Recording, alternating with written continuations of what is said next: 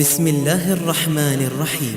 والسماء والطارق وما أدراك ما الطارق النجم الثاقب إن كل نفس لما عليها حافظ فلينظر الإنسان مما خلق من ماء دافق يخرج من بين الصلب والترائب إنه على رجعه لقادر يوم تبلى السرائر